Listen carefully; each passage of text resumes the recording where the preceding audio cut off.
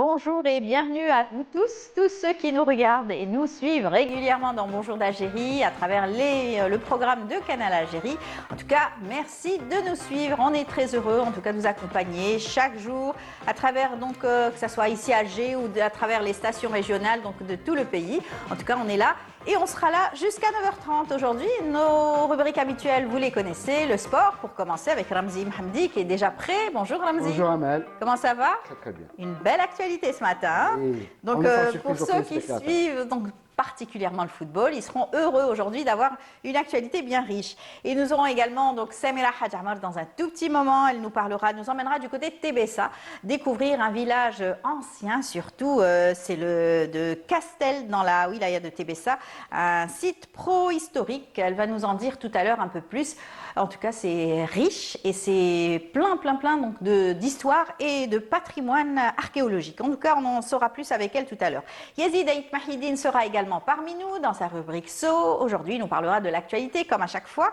Et puis, on aura aussi Flab Nour dans sa rubrique Les Algériens d'ailleurs, de notre communauté, les nouvelles de notre communauté. Il recevra une réalisatrice qui est passionnée de ce qu'elle fait, mais aussi amoureuse de son pays natal, l'Algérie. Elle est là et pour longtemps en tout cas à travers son travail. Nous aurons également une star aussi de la musique algérienne. Il est DJ, c'est DJ Green, Mouah Green, qu'on aura le plaisir de retrouver pour la deuxième fois dans Bonjour d'Algérie. On sera en tout cas heureux donc de parler avec lui puisqu'il vient de recevoir le trophée donc du meilleur DJ africain et surtout une belle plateforme qu'il a mis en ligne. Il s'agit donc d'une plateforme qui mettra en exergue le talent des Algériens partout où ils sont. En tout cas, il nous en dira plus lui aussi sur ce plateau. Nous parlerons bien sûr des changements climatiques avec un prévisionniste qui sera sur notre plateau. Et voilà, c'est tout le programme qu'on a choisi pour vous. J'espère que vous allez l'apprécier tout de suite. On commence en musique avec Friklen qui nous chante Tinhinen.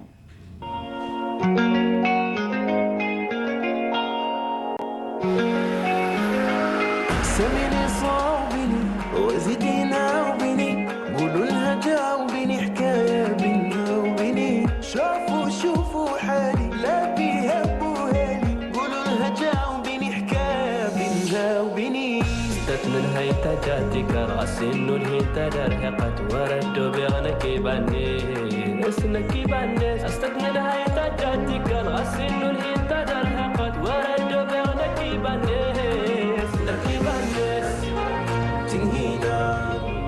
كمتات سماوات تنهينان برهقم هولن تنهينان أجولي صلاة تنهينان برهقم هولن تنهينان أجولي صلاة قولوا لي مالي ومال غزالي مشى على طول سهر ليالي يكنساني مشى على طول لين النعسانة مالي أنا ومال غزالي زينك الدنا يا مرجانا بك انسان أوترها تزار دغمان جنة الطيورين تدغن الدار أوترها تزار دغمان جنة الطيورين تدغن الدار تنهينا سكمتان سماضوات تنهينا رهقم هولن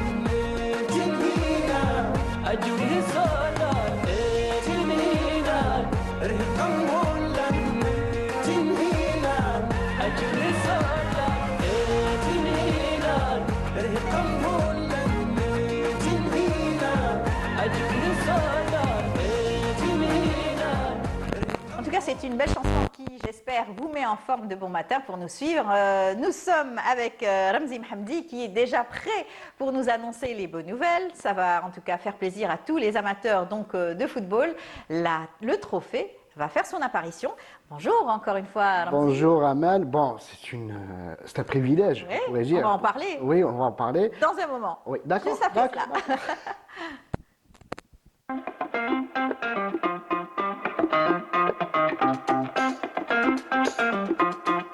Le lancement, bien sûr. Alors, c'est vrai que le trophée est important. Tout le monde voudrait approcher ce fameux trophée de la Coupe du Monde. Et ça va faire plaisir à beaucoup de monde parce que l'Algérie a la chance de recevoir ce trophée aujourd'hui. Oui, on est des privilégiés, on pourrait dire. C'est la troisième fois que le trophée va arriver en Algérie, après 2010, 2014. Et aujourd'hui, en 2026, l'Algérie a rendez-vous avec le trophée de la Coupe du Monde qui va atterrir dans un peu plus d'une heure, à 9h, 9h30, où le ministre des Sports, Walid Sadi, sera à l'accueil, présent, où il y aura une légende. Peut-être que vous la connaissez, c'est Jürgen, pour les footeux qui le connaissent, c'est Jürgen Klinsmann. C'est un ancien international allemand qui a joué bourlingué dans beaucoup de pays. C'est lui qui va apporter le trophée et le donner au ministre des Sports et président de la fédération. Il y aura peut-être, on parle de Lucas Zidane et d'Ibrahim Maza qui seront aussi à l'accueil du trophée. Le jeune joueur, Maza? Oui, Maza, qui joue en Allemagne, au Bayer Leverkusen. Bon, le programme, c'est quoi? Bon, il y aura aujourd'hui, comme on a dit, l'accueil du trophée. Il y aura une première étape, direction le jardin d'essai d'Al-Hamma, où il y aura une séance photo pour immortaliser Alger. Il n'y a pas mieux que le jardin d'essai, où on a tourné le premier Tarzan en Algérie. Oui. Il y aura aussi une session promotionnelle au siège de Sidi Moussa, au siège du regroupement des équipes nationales. Il y aura aussi ce soir, à l'hôtel Horassi, avec la présence de l'ensemble des présidents, des footeux, des internationaux et tout. Et demain, ça sera l'occasion pour le nombreux public, je pense, à la coupole, Mohamed Boudiaf, où ils approcheront à quelques centimètres du trophée. C'est une occasion, bon, en or pour les Algériens. Ça se répète peut-être une fois dans une vie. Alors, c'est vrai que l'Algérie a été choisie parmi 30 pays où, bien sûr, va circuler ce trophée. Circuler, va passer par Kuala Lumpur, Tokyo, Vienne, Séoul, New Delhi, Kuala Lumpur, le Caire. Et aussi, la dernière étape, ce sera le Mexique, à Mexico. C'est une belle opportunité pour les Algériens d'approcher, comme je l'ai dit, la Coupe du Monde. Et ce sera, encore une fois... historique, peut-être des photos inédites aussi pour beaucoup. Oui, des familles. Je pense qu'il y aura un monde fou, malgré la pluie. Mais je pense que ça va pas arrêter les Algériens et les Algérois à faire le déplacement à la coupole Mohamed Boudiaf. C'est vrai. Alors l'actualité, en tout cas, est riche. Il n'y a pas que cet événement concernant le football. Il y a aussi, bien sûr, le championnat. Non, alors, la Ligue des pas Champions. encore la Ligue des Champions. La Ligue des Champions, on va commencer avec le Mouloudia qui s'est imposé face au Hilal du Soudan. 2-1. On peut dire qu'ils ont mis un pas vers la qualification en quart de finale. Il y a eu aussi hier la JSK qui a fait match nul contre l'Ogre, la grande équipe du Al du Caire, 0 partout. Malheureusement pour la JSK, ils sont éliminés de la Champions League. On aura aujourd'hui... Il n'y a pas de bonnes nouvelles pour la JSK en ce moment, c'est vrai. Oui, c'est grise mine, on pourrait dire. On va continuer avec la Coupe de la CAF, avec l'USMA qui affrontera ce soir les Ivoiriens de San Pedro à 17h. L'USMA, ils n'ont besoin qu'un de match nul, de ramener un point pour se qualifier officiellement. Même cas pour le CRB qui affrontera les Tanzaniens de... Je vais essayer Qui se déplacent, Qui se déplacent, oui, en déplacement, mais ils sont en bonne position pour la qualification. Ils vont se déplacer en Tanzanie, ils vont affronter Singida, Black Star, où là aussi le Shabab n'a besoin que d'un point avant la dernière journée qui aura lieu la semaine prochaine, pour se qualifier en quart de finale de la Coupe de la CAF. D'accord. Alors il y a le championnat aussi, on en parle quand même. Oui, on en parle, malgré qu'il y a eu beaucoup de matchs reportés par rapport aux équipes engagées en Coupe africaine. Il n'y a eu qu'un seul match hier, le SM Mosdeghanem qui a fait match nul avec le MCO. Aujourd'hui, à partir de 15h, le MBR 7 recevra le CS Constantine.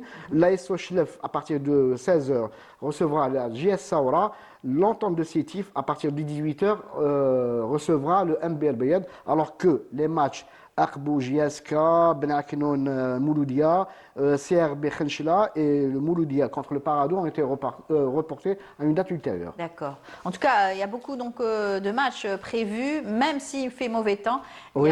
les Oui, matchs oui. auront lieu quand même. Hein. Quand même, oui. Trois matchs aujourd'hui. Très bien. On va, Et- on va ouais. terminer avec quelque chose Une d'exceptionnel. Très bonne nouvelle Très, pour très bonne l'athlétisme. L'athlétisme. Ouais, On n'a ça pas vient. l'habitude de parler de l'athlétisme, mais il vrai. faut en parler. Oui. C'est un sport qui, malgré tout, a une aura dans notre société. Tout à fait. On va parler d'un jeune qui s'appelle... je Un laisse le jeune bonheur. qui s'appelle, en tout cas, qui est brillant parce qu'il est tout jeune, tout juste 17 ans, c'est Toujours- cela Oui, oui, toujours. Younes toujours- Ayashi. Nous, c'est Ayashi, dans le saut en hauteur. Ouais. On va voir des images, je crois. On pourrait dire qu'il a pris son envol. Il a réalisé au meeting de... je ne vais pas écorcher le nom, je suis pas... je parle pas allemand. Ouais. Il s'appelle non, le meeting. Ouais. Le meeting, c'est Oschbrung en Allemagne, en indoor, c'est-à-dire en salle. D'accord. Il a réalisé 2,28 m. 2,28 m après avoir réalisé la semaine dernière à Elmos, au meeting d'Elmos, 2,26 m. 2,26 m. Bon, par rapport à... Il est grand, hein. N'empêche, il est grand. Par rapport à ce qu'il a fait, bon, on va énumérer les records qu'il a établis hier. D'accord. D'abord, c'est un record national chez les moins de 20 ans. Il n'a que 17 ans, on a dit. Hein. Tout à fait. 17 ans. Il signe aussi la meilleure performance mondiale de l'année des moins de 20 ans. Il a établi le record africain en salle des moins de 20 ans. D'accord. Meilleure performance de tous les temps, algérienne, hein, après Hamed. Hamed, c'est le grand spécialiste du saut en hauteur. Quatrième meilleure performance mondiale chez les seniors. Oui. Quatrième chez les seniors. Hein. D'accord. Il n'est qu'à 2 cm pour réaliser les minima pour participer au championnat du monde en salle qui auront lieu le mois prochain en Pologne.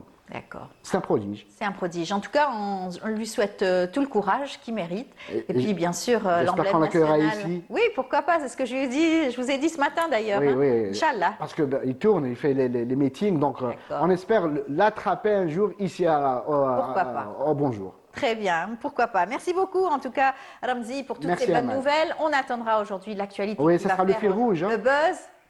Ouais. Alors, on va voir les images. Je reviens sur les images de Hayashi. Younes Hayashi. Voilà. Ils vont venir, ils vont venir. Voilà. Les images, On les voit. On les voit, On les oui. voit. Voilà. on les a vus, oui. On a vu le public, même le public était à fond derrière lui pour qu'il établisse ce record de 2,28 m. C'est un prodige. C'est un prodige. Il faut le suivre. Voilà, et puis on va le suivre en tout cas. Et comme je l'ai dit, l'actualité, c'est le trophée donc de la Coupe du Monde. On essaiera aussi de le suivre, on verra ça toute dans la l'actualité, toute la journée bien entendu.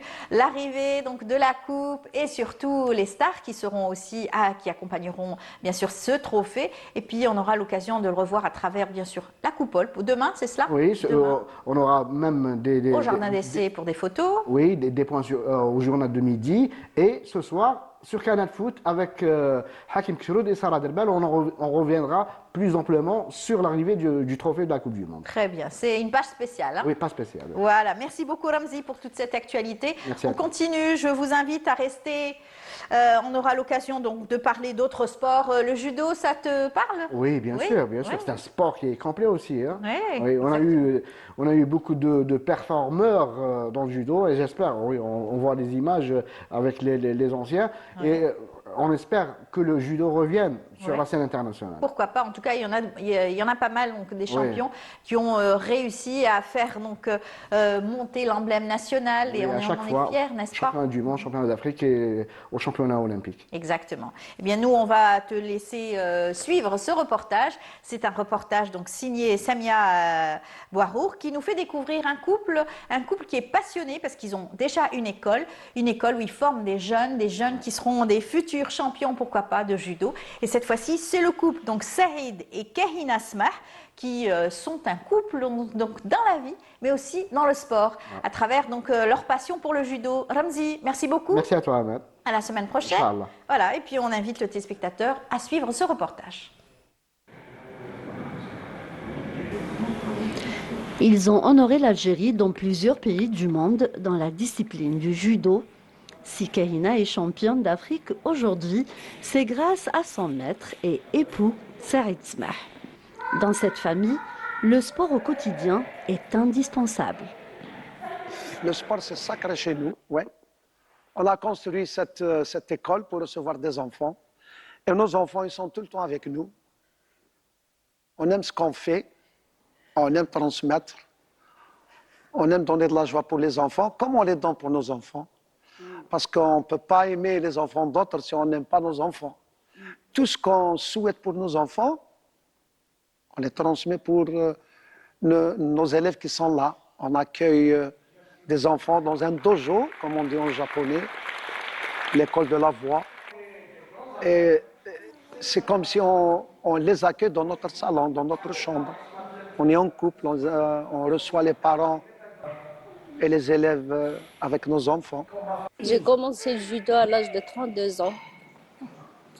Alors, c'était le maître Semah, mon mari, qui m'a appris la base du judo, les bases, les techniques, les noms des techniques.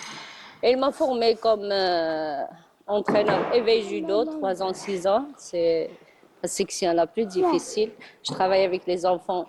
En même temps, je suis entraîneur et maman en même temps. D'ailleurs, les enfants, on fait des câlins, je fais des séances, vraiment, on rigole. D'ailleurs, on sépare le tapis, M. Smah, il prend les grands et moi, je prends la petite catégorie, 3 ans, 6 ans. Il m'a formé dans la spécialité éveil judo. Kahina et Saïd gèrent aujourd'hui une salle de judo privée à Tizi Ouzou où la discipline s'impose grâce à l'expérience et au professionnalisme de ce couple. J'ai commencé le judo exactement à l'âge de 7 ans, 7 ans et demi, 8 ans. Ça fait quand même 67 ans, quand même, ça fait plus de 60 ans que je n'ai pas quitté le judo. Parce que le judo m'a tout donné. Quand j'entendais mon maître, Saïdani, qui me disait que l'école de judo, c'est une école de la vie, Madaras al-Hayat, je ne me suis pas rendu compte. Mais quand j'ai évolué, j'ai grandi, je suis rentré à l'école, je me suis approfondi et je ne vous cache pas, j'ai connu le judo quand j'ai arrêté l'équipe nationale. Moi, en tant qu'athlète de performance à la GSK, c'est quand j'ai plongé dans la pratique technique du judo que j'ai découvert que j'avais et je pratique, et j'avais pratiqué et je pratique un art extraordinaire qui m'a permis de connaître des gens, de connaître des villes, de connaître d'autres cieux, d'autres personnes, d'autres villes, d'autres horizons. Et il m'a beaucoup aidé de m'éloigner des fléaux sociaux surtout. Vraiment, j'avais les larmes aux yeux d'entendre Kassaman en Égypte. Oui, c'est une fierté. J'étais très contente. Oui, pour l'Algérie. Oui, pour l'Algérie, pour mes enfants. D'ailleurs, les kimonos, ils sont toujours flanqués avec le drapeau algérien. Et c'est une fierté. Et 1, 2, 3, vive l'Algérie. Ce duo fait énormément pour la promotion du sport en Algérie. Sa fierté est de voir des champions algériens briller à l'international. De retour sur le plateau, on leur souhaite bonne chance en tout cas au niveau donc, de l'école. Et puis nous, on va parler du changement climatique. Vous avez pu le constater ces derniers temps. Il y a vraiment des fluctuations au niveau donc, du temps. Et pour nous en parler aujourd'hui, nous avons un prévisionniste sur notre plateau. Il s'agit donc de Rafiq Hamadesh. Bonjour. Bonjour à vous. Bienvenue parmi nous. Merci pour l'invitation. Vous n'aimez pas trop prévisionniste? Vous préférez? Si, je suis prévisionniste, oui, ça va. D'accord. Ouais. Alors, vous êtes chef de département de la prévision générale au niveau de l'Office national de météorologie. Vous allez nous parler donc de ce qui nous attend peut-être ces jours-ci et surtout de ces changements de temps. Les Algériens ne sont pas trop habitués à ce froid, c'est cette tempête qui a eu lieu, qui nous a tous fait peur. Il y a eu plein de spéculations sur les réseaux sociaux. Oui, effectivement, nous avons vécu un mois de janvier très instable. Oui. Donc il était caractérisé par une succession de perturbations météorologiques qui ont affecté principalement les régions du nord du pays. C'est ça. Donc ça a été accompagné parfois par des pluies importantes. Oui. Également, plusieurs épisodes venteux ont marqué aussi les régions nord du pays. Oui. Donc, ça a été suivi par moments par des périodes d'accalmie, mais grosso modo, donc le mois de janvier, il était pluvieux, Oui. et le mois de C'est bon février, signe. c'est très bon signe. C'est très bon signe. Par rapport à l'année dernière, Si on- vraiment, on est heureux. Les agriculteurs devraient être Si heureux. on compare le mois de janvier de cette année par rapport aux dernières années, Oui. c'était très pluvieux par rapport aux Voilà. dernières années. Même le mois de février va continuer pratiquement sur la même lancée, où on observe actuellement déjà, il pleut actuellement, Tout à fait. et ça va se poursuivre même pour les prochains jours où on attend un temps variable avec pas mal de pluie. Alors, ce froid, parce qu'il y a eu quand même du froid, ce froid, cette tempête, ces perturbations sont arrivées du nord. Oui, Oui. Il y a principalement. eu de gros froids, une vague de froid qui s'est abattue sur l'Amérique du Nord. Effectivement, donc il faut schématiser tout cela. Sur D'accord. le nord du pays, on a tendance à observer trois types de perturbations, si on peut dire. Oui. Donc on a des perturbations de plein nord qui nous arrivent des pôles, carrément. Oui. Donc c'est des descentes ou bien c'est des pénétrations d'air froid D'accord. directement qui traversent l'Europe, la Méditerranée et qui nous atteint. Donc c'est ce qu'on a observé parfois durant le début du mois de janvier, où on a eu des épisodes neigeux qui sont descendus pratiquement jusqu'à 700 mètres. Donc Même dans le sud. Hein. oui, vers les régions du Nord-Sahara, vers le Jebel Antar, ainsi de suite. Oui, Donc oui. on a observé des épisodes neigeux même sur ces régions. Donc aussi, on a tendance à observer des perturbations qu'on appelle dans le jargon météorologique les perturbations atlantiques. Donc, qui D'accord. viennent de l'Atlantique, ça traverse la péninsule ibérique. Ensuite, en retrouvant des conditions propices en mer Méditerranée avec différentes dépressions, on aura tendance à avoir de la pluie, voire même des épisodes neigeux, mais avec des altitudes relativement plus élevées sur le nord du pays. Tout à fait. Également, il y a des alimentations aussi, parfois, mais c'est rare, d'air sibérien. C'est ce qu'on a observé durant l'année 2012 avec les épisodes neigeux de février 2012. Oui. C'est très, très intense et ça a duré dans le temps. Aussi, on observe sur le sud du pays ce qu'on appelle les perturbations. Le sud du pays, il est marqué beaucoup plus par un Par temps. les vents de sable. Hein. Par les vents de sable, oui. C'est d'ailleurs la Des période. vents très forts. Hein. Des vents très, très forts. Très forts. Donc à partir de février-mars, c'est la période la plus propice pour les vents de sable. Mais concernant les pluies, c'est un climat beaucoup plus tropical. Donc on a ce qu'on appelle en météorologie la zone de convergence intertropicale. Donc c'est une zone qui varie selon les saisons. Donc c'est une bande, il faut la voir comme une bande caractérisée par beaucoup de nuages convectifs, donc des cumulonimbus qui donnent beaucoup de pluie et qui a tendance à se rapprocher des régions sud du pays durant la saison estivale. Ce qu'on appelle chez nous les gros nuages gris. Effectivement, Voilà. c'est les nuages Si on qui sont... devait vulgariser, Quand on dit gris, c'est Ouais. des nuages qui sont chargés d'eau. Voilà. Donc, potentiellement, beaucoup d'eau qui D'accord. pourrait Ok. Tomber qui dans pourrait une tomber. région. Exactement. Bien sûr. Exactement. Alors c'est vrai que ces perturbations, on n'en est pas très habitué, surtout cette fois-ci pour ce qui est donc de la fameuse tempête qui a traversé l'Algérie. Beaucoup spéculaient, s'attendaient à avoir une tempête avec un cyclone, mais il y a eu ce fameux petit cyclone. On l'a vu très loin. Bon, en Méditerranée, on n'a pas tendance à parler de cyclone. Cyclone, On parle beaucoup plus de médicane. tourbillon. On De a- médicane. C'est D'accord. le terme scientifique, c'est le médicane. D'accord. C'est Mediterranean Hurricane. D'accord. Donc, c'est des petits cyclones. Donc, en Méditerranée, on n'aura pas tendance à observer ce qu'on observe sur les océans. Tout à Parce que les cyclones ont besoin de grandes étendues d'eau afin de se nourrir. Oui. D'une façon générale, de se nourrir d'humidité, de se creuser davantage et d'avoir plus d'impact et plus de pluie ainsi que de vent. Mais n'empêche, il y a un médicament qui a fait, si on peut dire, le buzz durant les derniers Oui. jours.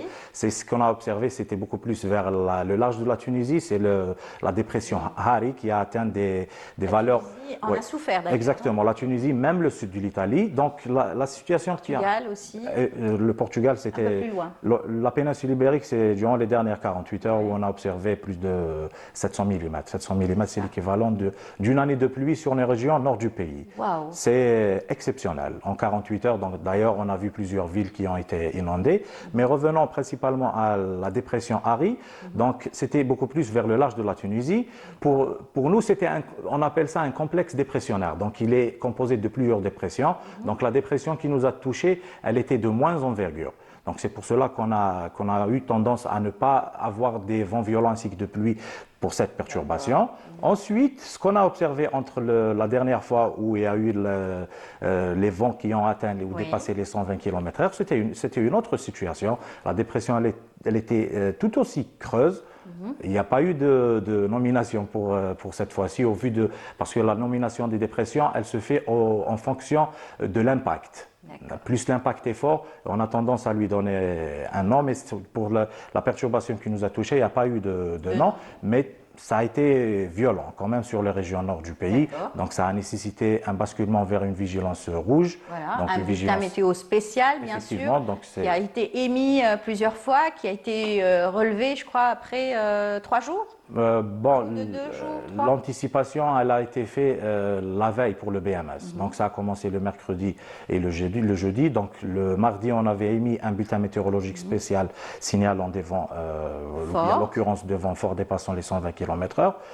On a également émis un bulletin spécial concernant la vigilance rouge. Donc c'était une situation exceptionnelle. Voilà, les enfants n'ont pas été à l'école. Effectivement. C'était une première C'était oui, une première. D'ailleurs, c'était la première fois qu'on a établi une vigilance rouge concernant les vents. Est-ce que les vents ont atteint les 120? Effectivement, ça a dépassé largement les 120. Quand même. Oui, on a recueilli du 150 km/h sur les hauteurs de Shreya, donc c'est sur les monts de Blidéa. On a recueilli également du 145. Les régions vraiment exposées. Exactement, sur la wilaya de Sidi Bel Abbas, ça a atteint les 140 km/h sur El Bouakhi également. Donc c'est des valeurs réellement observées. Enregistrées. Et puis bien sûr, les APC aussi ont été alertés, les arbres ont été coupés, certaines branches qui devaient être coupées ont été aussi coupées pour éviter donc, les accidents. Bien Effectivement. Donc l'ensemble des dispositions qui ont été prises par les pouvoirs publics ont permis une meilleure anticipation. Donc une meilleure anticipation conjuguée également à la coordination étroite qui a été faite entre Météo Algérie, par exemple, entre les DGPC également. Donc ça a permis d'atténuer les risques potentiels liés à ce type d'événement. Donc vous aussi, qui est important. On était sur le qui-vive, comme on le dit. Donc il y a eu une cellule de suivi qui a été installée au niveau de l'Office national de météorologie. Donc elle était présidée par notre directeur général, avec la présence permanente des différents prévisionnistes ainsi que de la cellule de communication. Donc afin de suivre en permanence la situation météorologique du jour et d'émettre pratiquement chaque heure un suivi concernant la situation météorologique. D'accord. Alors on dit que ça va revenir aussi ces jours-ci, il y aura une petite tempête? On s'attend à de la pluie, pas de tempête de même envergure de prévu. Donc on s'attend à de la pluie pour la prochaine semaine. Donc ça va continuer sur la même lancée que pour le mois de janvier. Donc une succession de perturbations. Ça sera beaucoup plus de perturbations atlantiques, comme je l'ai expliqué tout à l'heure. D'ailleurs, il y a un BMS qui est émis actuellement sur les régions ouest du pays, avec des pluies qui pourront atteindre ou dépasser les 50 mm. Donc ça va s'atténuer légèrement durant la nuit prochaine et rebelote pour demain. On s'attend à une nouvelle perturbation qui va être tout aussi généralisée. Ça va toucher. Donc il pleut aujourd'hui, il pleuvra donc demain aussi. Il pleuvra aussi demain, il pleuvra pratiquement pour l'ensemble de la semaine, voire même pour le début de semaine prochaine. Donc on s'attend à une perturbation plus active en début de semaine prochaine où on aura potentiellement ou bien probablement des neiges qui descendront à des altitudes autour des 900 à 1000 mètres. Donc la température va chuter? Elle a déjà chuté, mais on est sur des températures saisonnières. D'accord. Donc ces températures saisonnières. Parfait. En tout cas, un dernier mot peut-être de vigilance pour tous ceux qui il faut suivre l'actualité météorologique. Elle est disponible sur notre site. Suivre également tout ce qui concerne la carte de vigilance, qui est le système innovant qui est adopté par la météorologie afin d'alerter la population des éventuels risques liés aux conditions météorologiques. Donc tous ceux qui ont des choses à faire dehors, en extérieur, un travail, couler le béton ou quelque chose, des photos en plein air, à éviter pour la semaine. Un tournage par exemple, à éviter. Merci beaucoup en tout cas d'avoir été parmi nous. Rafiq Hamadej, vous êtes le chef de département de la prévision générale au niveau de l'Office national de météorologie. Merci beaucoup pour toutes ces informations et ces explications bien claires. Merci à très bientôt Inch'Allah. Je vous invite tout de suite à suivre ce reportage signé Lamia Bedbouda qui nous fait un gros plan sur le spectacle qui a eu lieu donc ce jeudi au niveau du théâtre Mahiddin Bachtarzi. Ça s'est passé donc avec l'association Ahl El-Fen et donc ça s'intitule Khatem Dzair, une belle comédie musicale qu'on vous invite à découvrir.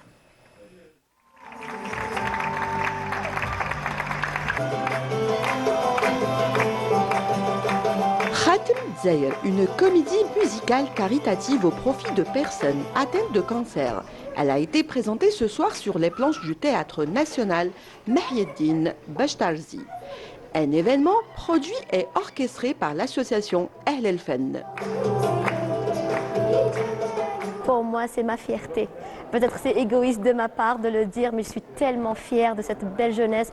On a tellement travaillé, tellement bossé. C'était après des répétitions intenses et c'était un non-stop. Et je ne dis que merci mon Dieu pour cette beauté, ce magnifique bouquet de fleurs que j'ai, que Dieu m'a donné l'occasion de le créer, de le voir et d'assembler toutes ces belles âmes et ces beaux anges, on va dire. J'ai toujours dit Tahia al-Jazair b'shababha. Et là, on est en train de prouver que la jeunesse est capable de créer, de donner, de partager, d'apprendre aussi.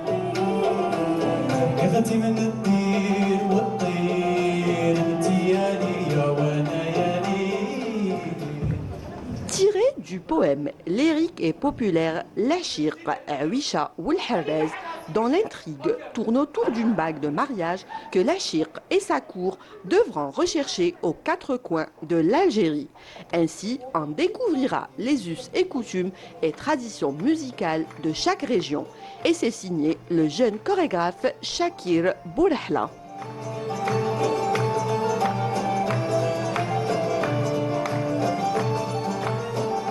Khatem Dzaïr, c'est une très grande comédie musicale. C'est la plus grande comédie musicale de jeunes en Algérie, qui a été présentée déjà en Algérie en mars 2025. Et là, on est en train de la reproduire en XXL, en plus grand. Et cette fois-ci, toutes les recettes seront reversées pour l'association Al-Fajr, pour les malades cancéreux de l'association Al-Fajr.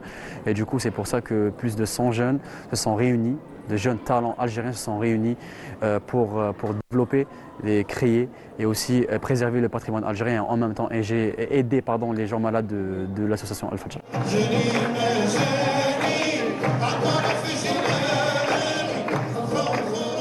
Plus de 120 artistes entre musiciens, danseurs et comédiens ont participé à ce spectacle. On citera Baraka Mrzaya, Louise Anhar, sans oublier celui qui interpréta Al-Rawi. المهم اللدوجة حبت تختبر حب العشيق ودات الخاتم تاع عويشة يا دراوين راح يخبوه. Je suis Rawi ce soir, le conteur de l'histoire Khatem Dzaïr في مدينة الأندلسية، مدينة اسمها الأندلسية، اسمها entre l'Andalousie ou Dzaïr, l'Algérie. Voilà.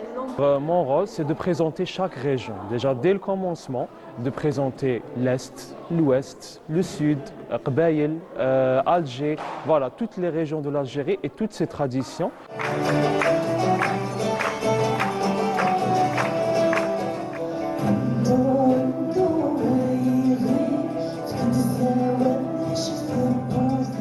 L'artiste Hamidou clôtura en beauté ce spectacle en rendant un sublime hommage à Alger la Blanche.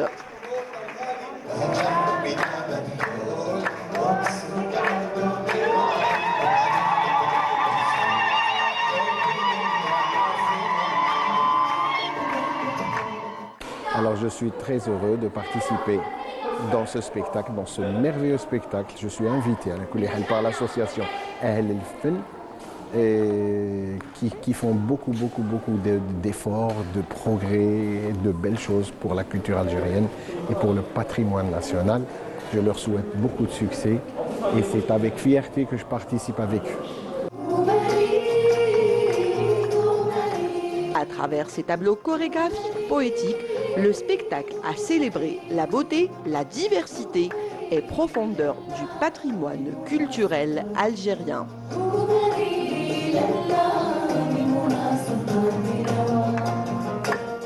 C'était un beau spectacle et déjà Yazid fredonne Goumari. Bonjour Yazid. Akhir, ça va? Tu vas bien? T'as une belle voix, c'est pas grave. Tu peux.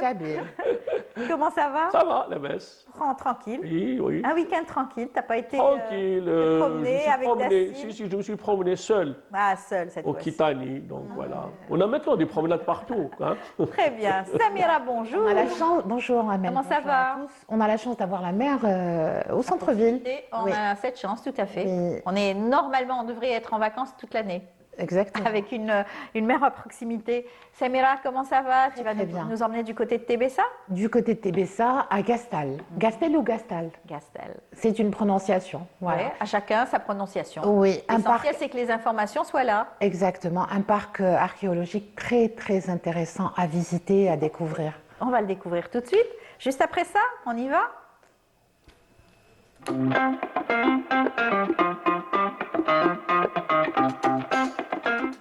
Écume et patrimoine, tu vas nous parler donc de Tébessa, de cette fortification, de cette archéologie. Oui, alors de Tébessa, non, il faudrait beaucoup plus de temps puisque Tébessa. Déjà, la ville est riche, hein, Elle est de par immensément son riche. archéologie, son histoire. Oui, c'est Téveste en fait, et elle est très connue. Moi, je vais plutôt parler d'une ville, d'une ancienne ville romaine, dans un premier temps, qui se situe à une vingtaine de kilomètres au nord du chef-lieu, en fait, de Tébessa. C'est Gastel, ou Gastal, avec un A, et c'est peut-être un site.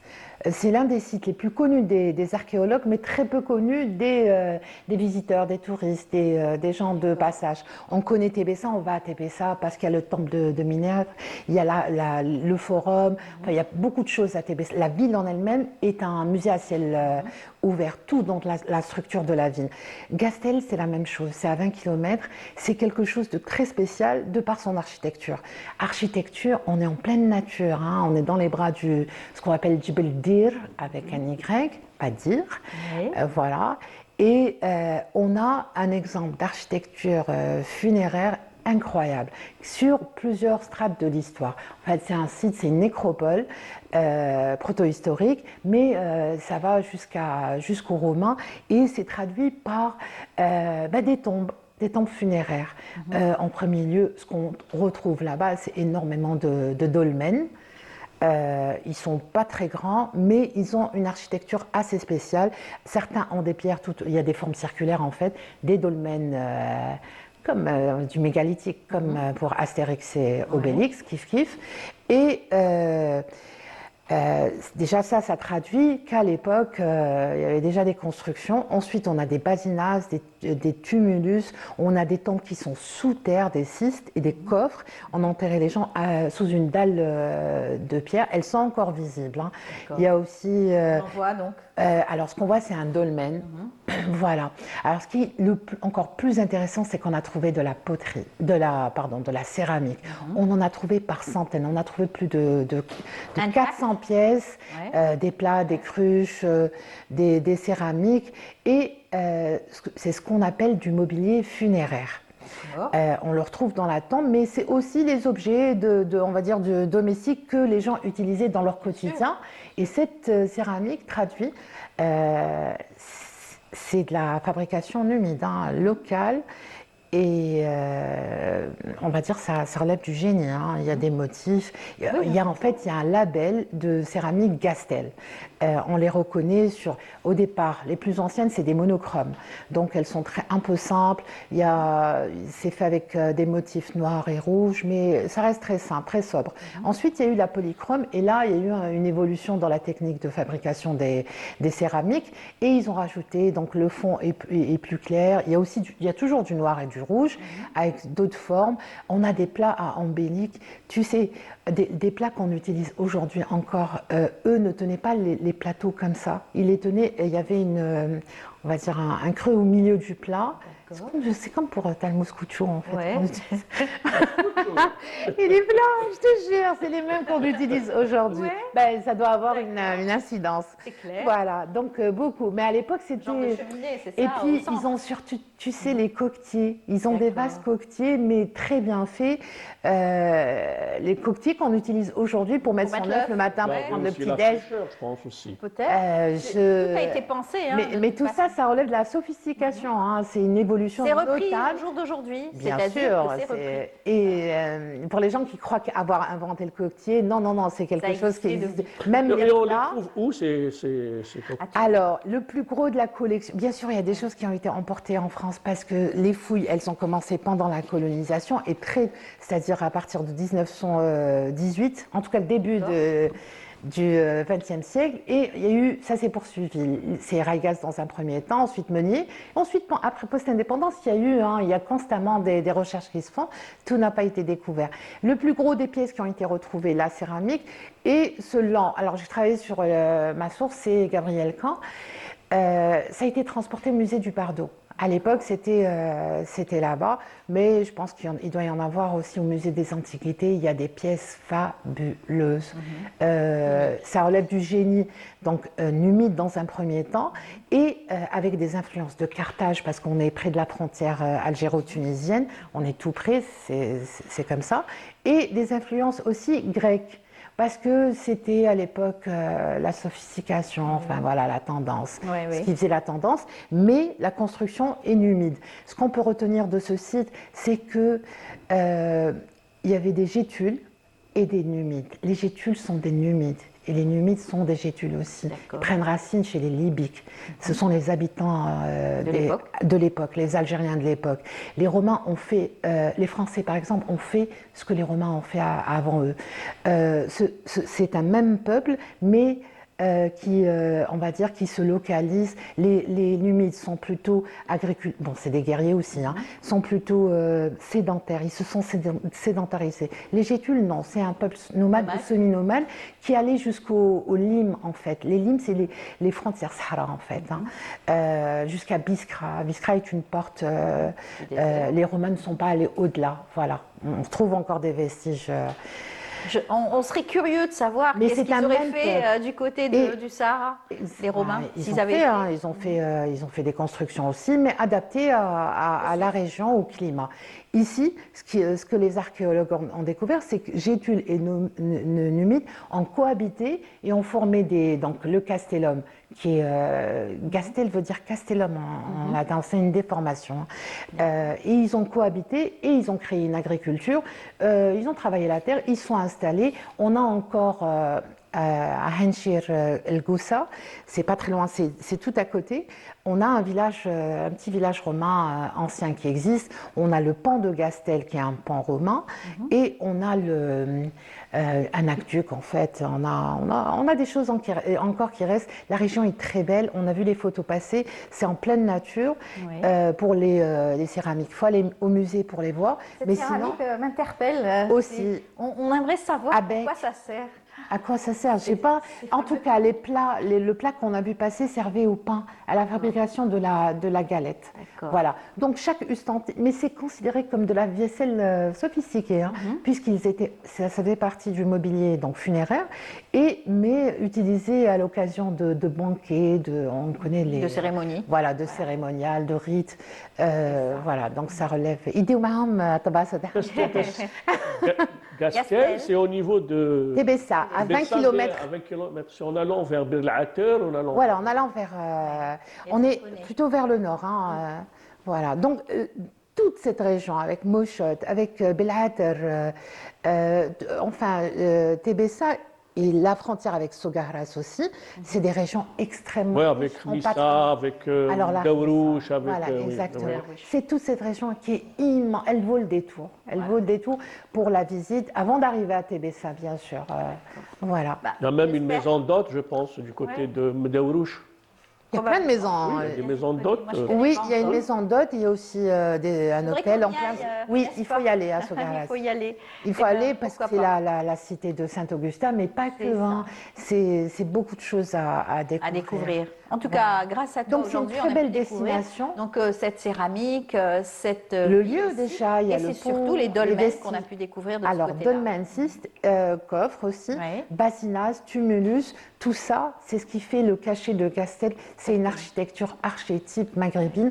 Elle est, j'ai envie de dire, c'est peut-être l'un des seuls endroits où toutes ces architectures se réunissent. Et c'est là où il faut emmener les étudiants pour tout voir et tout connaître d'une seule fois. L'université de Tébessa, ils font souvent, ils font aussi des fouilles, et puis la protection et la valorisation de cet héritage. Il y a même un accord algéro-italien pour pratiquement pour établir une cartographie de tous les sites archéologiques de la région pratiquement de l'Est et particulièrement à Tébessa, Tarof, etc. Oui, toute la voie en fait, la voie romaine, la voie antique qui va enfin déjà à la base la Numidie, c'est pas les frontières d'aujourd'hui de l'Algérie, c'était plus étendu, ça allait sur la Tunisie, sur la Libye et l'extrême ouest de l'Afrique du Nord.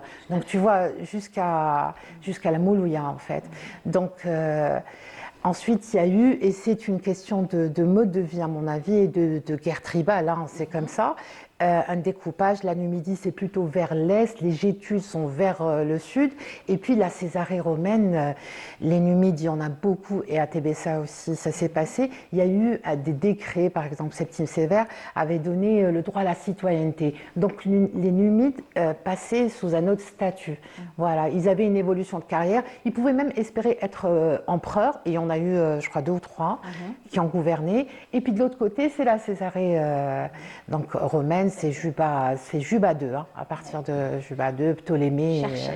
Voilà, donc toute cette histoire, ça traduit. Mais c'est d'abord un échange, moi mon doigt comme ça, c'est d'abord un échange, c'est des échanges commerciaux, hein, c'est une question de blé, de vin, ils ne sont pas venus pour le décor. Ils sont restés du côté de la mer, encore une fois, pour des échanges commerciaux. Ils ne sont pas venus pour le soleil d'Alger ou la d'Alger, pas du tout. Ils sont venus pour une question d'abord...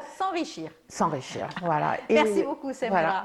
Voilà pour ce beau voyage et toutes ces informations que tu nous as données. On laisse une destination à faire sa rubrique qui va nous parler de reboisement ce matin, n'est-ce pas, Yazid?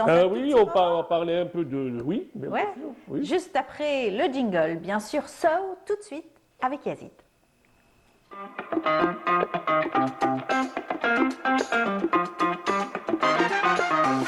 Alors, l'actualité qui a L'actualité, c'est le 14 février, donc il y aura donc une journée dédiée au reboisement organisée par le ministère de l'Agriculture. Le 14 février. Le 14 février. Samira le connaît un autre 14 février. 14 février, oui. C'est le jour de la journée de l'amour, de l'aube. Ça n'empêche pas. On peut aimer la nature. L'amour de l'arbre aussi. Oui, de l'arbre. De la nature. Oui, l'arbre à dire, qui va dire des choses. Ah aussi, oui, Inch'Allah. Oui.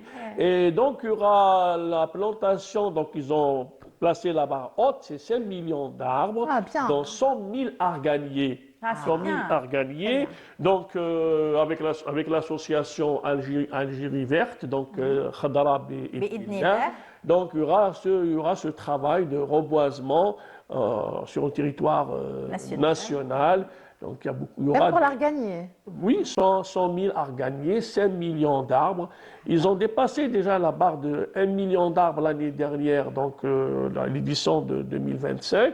Et puis même la Sonatrach qui a participé en 2024, ils ont aussi placé la barre haute. Et là, c'est 5 millions d'arbres, avec des arbres fruitiers, des arbres de décoration, des oliviers, des poiriers, des cerisiers, toute l'arboriculture fruitière. Toute l'arboriculture, voilà, elle s'y connaît donc un peu.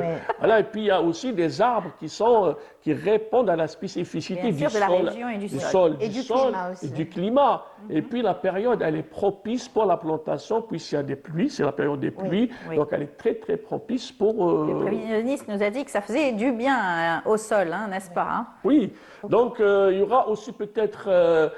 planter aussi du maquis parce que c'est très important, notamment pour la pollinisation, pour tout ce qui est, pour que les abeilles viennent butiner, etc.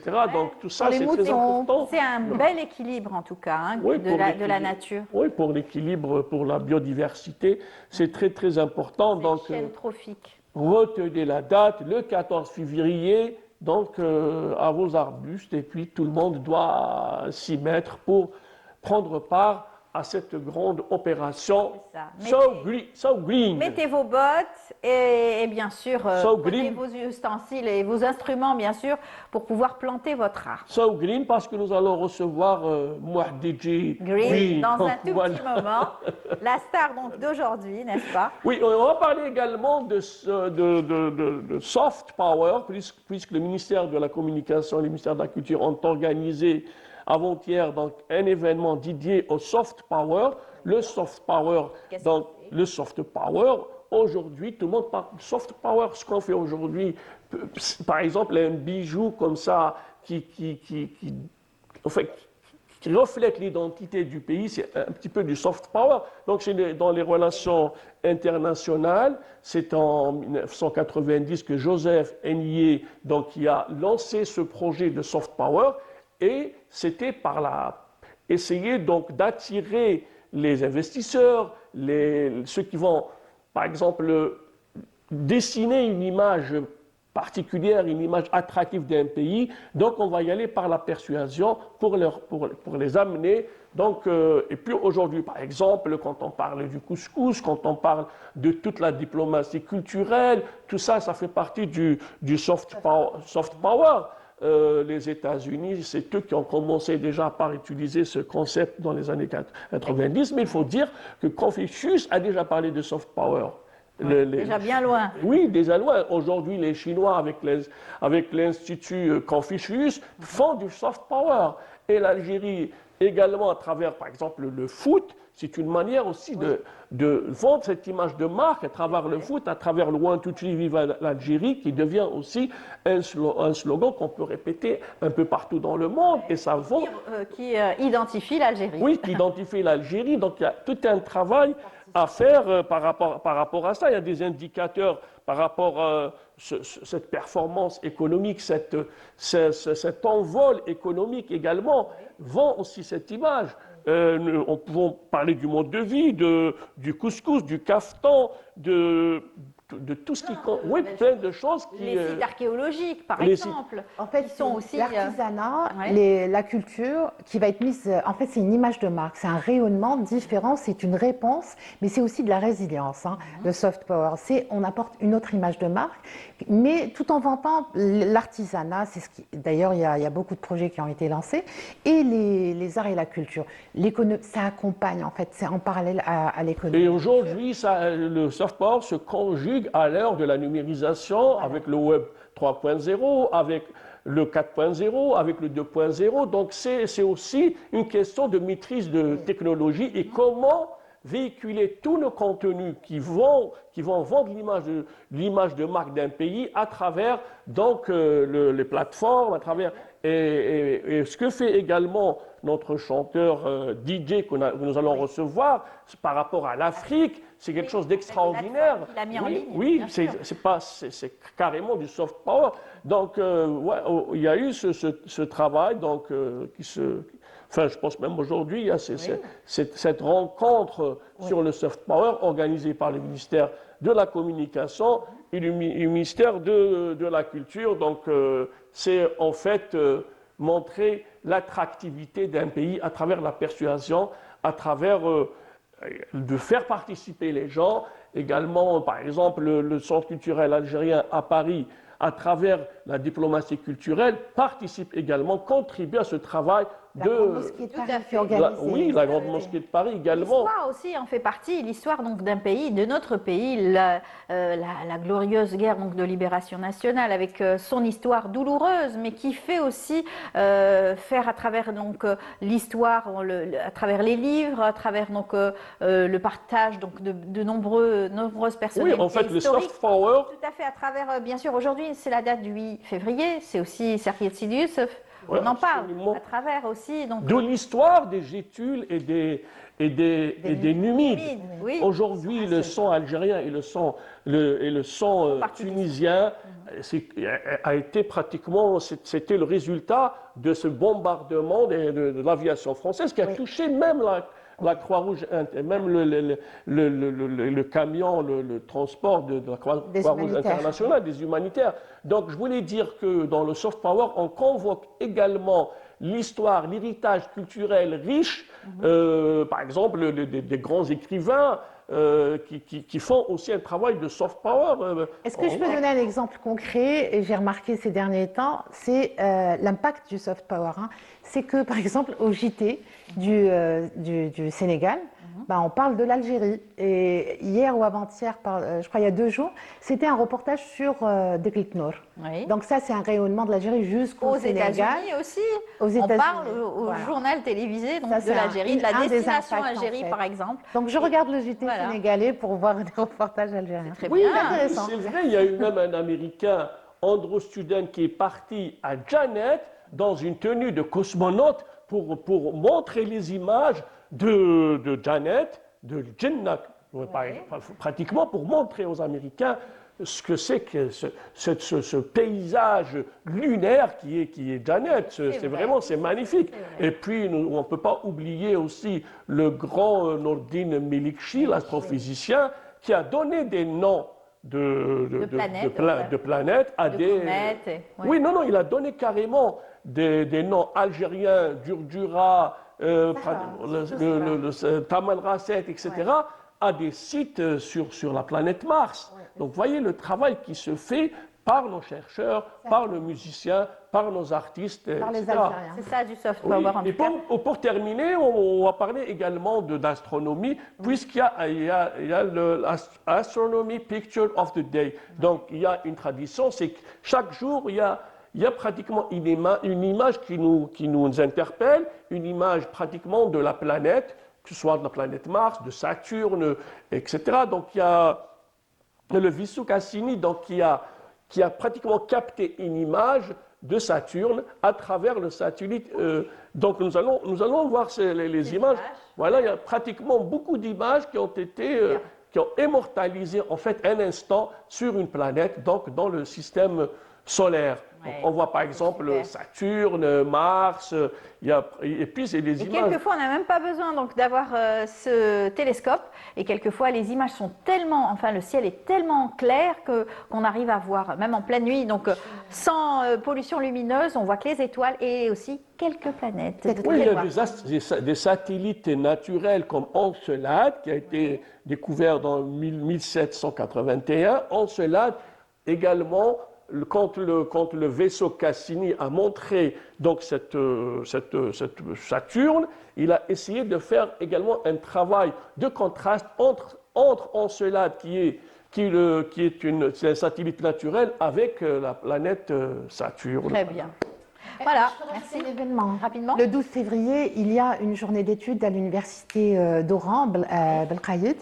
Alors, c'est une journée d'études hommage consacrée à un chercheur et un docteur en histoire, Allah yarhamou, Omar Bouhaspana Bouhamou. C'est quelqu'un qui a travaillé, qui a dédié sa vie en fait à la recherche et à la compréhension et à l'étude des manuscrits. Donc il l'a fait en Algérie dans un premier temps et ensuite il est allé dans tous les pays en fait, que ce soit en Afrique ou en Orient pour étudier les manuscrits. Donc c'est une journée... À l'Empire-sur-Marie. Hommage. Comment? Je suis désolée. Oui. D'abord pour lui rendre hommage, Oui, parce que c'est le travail est fait. Il est de l'Grara lui à l'origine, mais il est allé partout. Donc en Algérie, en Afrique, et puis en Orient pour étudier les manuscrits. L'un des premiers textes qu'on a lu pendant le cursus scolaire, c'était Farhat al-Grara. Et le Grara, c'était par rapport à la pluie. Donc, tous les habitants de Grara sortent pour accueillir la pluie. Voilà. Eh bien, merci pour Donc, toutes ces 12 infos. février, de 9h à 1h de l'après-midi, à l'université d'Oran, Très bien, Belkhaïd. l'université d'Oran. Voilà, l'information est donnée. Merci beaucoup, Samira. C'est moi. Donc, on se donne rendez-vous demain. Donc, Écume et Patrimoine, tu seras toujours parmi nous. Yazid, merci beaucoup. Merci. On se retrouve demain. On aussi. ira quand même planter des arbres. Le On 14. ira planter des arbres. En attendant d'aller à... C'est la journée d'Al-Houb, je plante pas Si, moi j'aime la nature. Ben, allez, J'irai j'aime avec le jour. plaisir. Rien n'empêche d'aimer et d'aimer l'arbre Je suis aussi. d'accord. Tout à fait. Merci beaucoup, les amis. À tout à l'heure. On se reverra après, en coulisses, bien sûr. Mais avant, je vous invite tout de suite à suivre ce reportage signé donc Rafah Belouchet, qui revient sur l'événement qui a marqué donc la ville de Lyon, en France. C'est donc le gala annuel à Lyon. On se retrouve juste après. Dernier réglage avant l'arrivée des invités. Dans un grand hôtel à Lyon, le mouvement dynamique des Algériens de France, Moudaf, a tenu son gala annuel en présence de participants venus de toute la région et au-delà. Une soirée placée sous le signe du bilan après une année d'action menée sur le terrain associatif et citoyen. Renforcement de la solidarité citoyenne, renforcement des rangs de la communauté algérienne, prise de conscience collective, situation situation qui nous appelle à être conscients des enjeux et de ce qui peut toucher la communauté nationale et la souveraineté nationale. Et je crois, pour dire le mot-clé, c'est ensemble unis pour une Algérie plus forte. La rencontre a été ponctuée par les interventions de personnalités de la société civile en France, parmi elles Maître Ouadia, bâtonnière à Nîmes, mais aussi des messages de figurants engagés de longue date pour les causes justes à partir d'Alger en messages vidéo, des prises de parole qui rappellent une même idée. L'engagement des Algériens de France s'inscrit dans la continuité des valeurs portées par l'Algérie entre justice, solidarité et transmission. Au moment où nous assistons à une offensive généralisée de haine à l'égard de l'islam de manière générale et de l'Algérie en particulier, je voudrais saluer la sagesse, l'esprit de résistance et l'esprit de sang-froid de notre communauté qui a tellement apporté au développement de la France, qui est un pont entre une possible solidarité entre les deux peuples français et algériens. Je salue pour cela nos frères et nos sœurs algériennes à l'étranger. Autre moment fort de la soirée, les retours d'expérience sur l'investissement des jeunes en Algérie. Chiffre à l'appui, l'initiateur du programme Un jeune une idée met en avant des projets concrets portés par la jeunesse. Aujourd'hui, plus de 100 000 membres de la diaspora algérienne manifestent un intérêt croissant pour l'entrepreneuriat et la création d'entreprises en Algérie. Les données indiquent que plus de 20% des entreprises actuellement actives sont détenues ou dirigées par des membres de la diaspora, ce qui renforce l'idée que celle-ci joue désormais un rôle important et stratégique dans l'équation de l'économie nationale. La question de l'investissement est également abordée par des entrepreneurs de la diaspora avec un message clair. Moi, mon conseil surtout à la diaspora, c'est d'aller en Algérie en toute humilité, de s'entourer de bons partenaires locaux, surtout ne pas croire partir avec l'idée d'exporter un concept qui a fonctionné ici en France. C'est-à-dire qu'il faut s'adapter aux caractéristiques socio-culturelles en Algérie et en s'entourant des bons partenaires locaux, je pense qu'ils réussiront, Inch'Allah. Le MOUDAF s'adresse également aux plus jeunes, encore en formation ou engagés dans le milieu associatif, notamment les membres de l'association des sportifs algériens de Villeurbanne. Ça a été fondé par Ahmed Mokran en 1979. De base, ça a été un club créé pour les Algériens qui vivaient en France. Mais bon, au fur et à mesure du temps, ça a perduré. Alhamdoulilah, encore aujourd'hui, on garde ce nom, on garde ces valeurs qu'on a, ces couleurs. On a plusieurs valeurs, la diversité, le respect, l'intégrité et surtout la mise en valeur de la jeunesse algérienne. Dans du foot, on a de tout. Par exemple, on a fait des voyages. Surtout en Algérie, on essaie d'avoir de la chance de partout. Par exemple aussi, on essaie surtout d'avoir des spectacles, d'avoir un peu tout.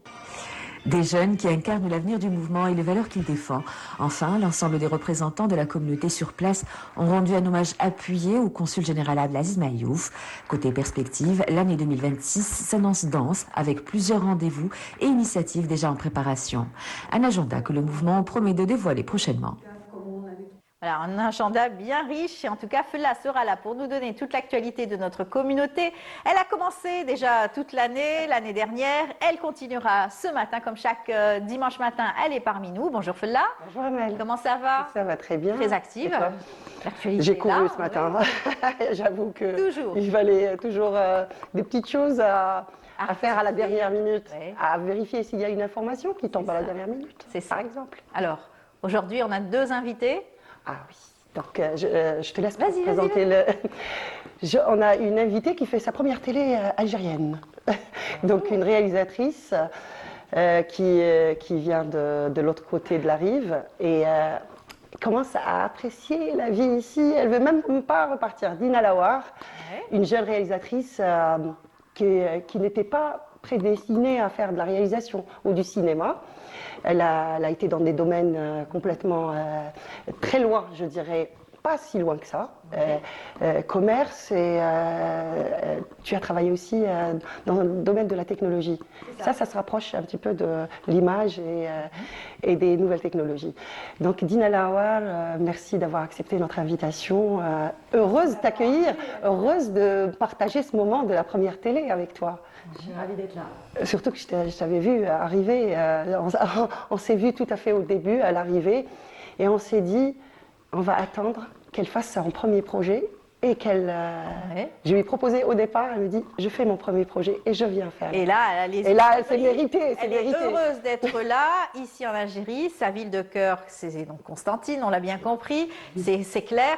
Mais aussi toute l'Algérie, puisqu'elle veut y rester. Elle a déjà les larmes aux yeux, tellement elle a de l'émotion. Et puis on a aussi une star qui est parmi nous, c'est donc Moh Green, DJ Green. Ouais, Moh Green. Moh Green, comment ça va? Très bien, merci. Très bien. Merci de revenir. C'est gentil, plaisir merci. de revenir à la maison, de revenir à Bourgeois d'Algérie. Ça fait, voilà, ça fait quelques temps, c'était à la précédente Coupe d'Afrique. J'avais porté bonheur, on m'a dit en 2019 où l'Algérie elle a gagné, où j'ai fait le vidéoclip, le son qui a été, et je remercie la chaîne de l'avoir passé à chaque match, qui a été officiel. Et que ça a porté chance à C'est vrai que ça nous a porté chance. Et la musique était très entraînante. Ah, je sais que ça fait plaisir. Après, on a continué le parcours de représenter l'Algérie dans le monde entier. Et aujourd'hui, on revient, on a gagné 2 trophées. On a ce trophée qu'on a gagné cette année. Bravo. Et l'autre année, on a gagné les Trace Awards. Ça, c'est les Afrima Awards. C'est la plus grosse compétition africaine où il y avait énormément tous les pays africains. C'était une c'est la plus grosse compétition africaine. C'est comme les Grammy à l'international, mais africaine. Et aujourd'hui, on l'a ramené. Vous avez été sacré meilleur DJ africain. Voilà, et en attendant d'être mondial, pourquoi pas? Exactement, mais les Trace Awards, c'était mondial. Oui, Trace Awards, c'était mondial. C'est ça qui est bien, mais aujourd'hui... Qu'est-ce qu'il y a? Les DJ algériens, ils sont doués pour la musique? Après, on les retrouve un petit peu. Oui, tous les artistes algériens. Parce qu'aujourd'hui, moi, j'ai plusieurs casquettes parce que je suis DJ et producteur. Parce que là, aujourd'hui, c'était ce trophée, c'est pour les DJ producteurs. Voilà. Mais il y a énormément de talents de DJ. C'est pour ça que ce trophée, pour moi, c'est pour tous les DJ, tous les producteurs, tous les mélomanes de la culture, les personnes qui lâchent pas. En fait, comme dans l'audiovisuel, les gens ne savent pas, mais c'est des hauts et des bas.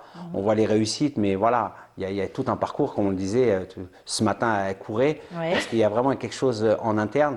Et on est fiers aujourd'hui de montrer cette valorisation. Dynamique. Alors, ce qu'on disait tout à l'heure, le soft power, tous ceux qui peuvent parlent de leur pays d'origine, l'Algérie qui rayonne à travers donc, des actions comme les vôtres, par exemple dans le cinéma, dans l'audiovisuel, dans la musique, dans l'artisanat, et bien sûr tout ce qui peut faire paraître l'Algérie est bon à voir et à prendre. Exactement, et en plus l'Algérie elle est tellement riche, mais vraiment parce que comme je le dis déjà, si tu veux voyager, on dirait tu peux aller skier, tu peux aller voir le désert. Non mais la réalité, tu veux aller voir la mer. Skier même au désert. Oui. Bien sûr, exactement.